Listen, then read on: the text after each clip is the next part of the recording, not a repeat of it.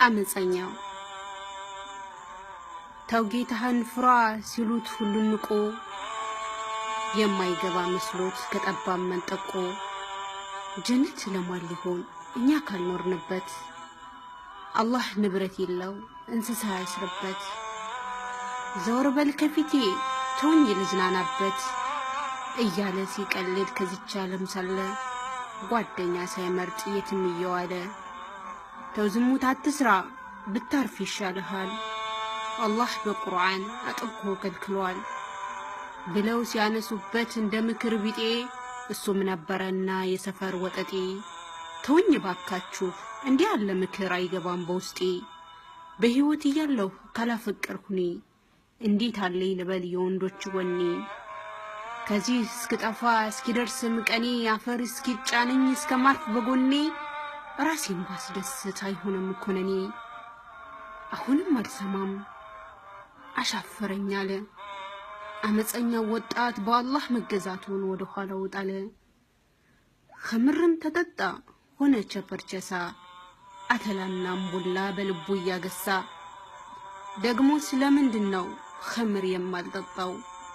በግል ገንዘቤ ጥሜን የማልቆርጠው አሁንም አልሰማም አሻፈረኝ አለ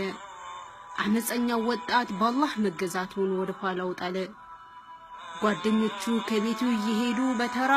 እንዲህ ብለዋሉት ምናልባት ቢታገስ አላህን ቢፈራ አላህም ሲፈጥረህ ከጥንት ከጧቱ ከዛ ከረጋደም ከሌላ ጉልበቱ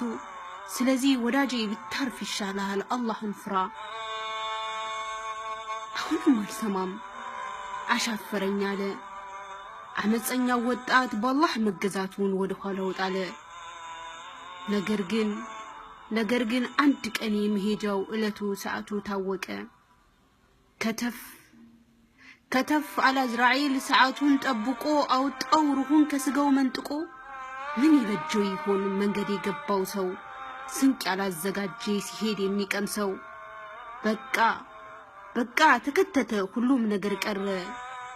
እግርና አንገቱ በክርን ታሰረ ወደ ቤት ሲመለስ ዘመዱ ወገኑ እሱ ብቻ ቀረ በዛ በቀብር ጨለማ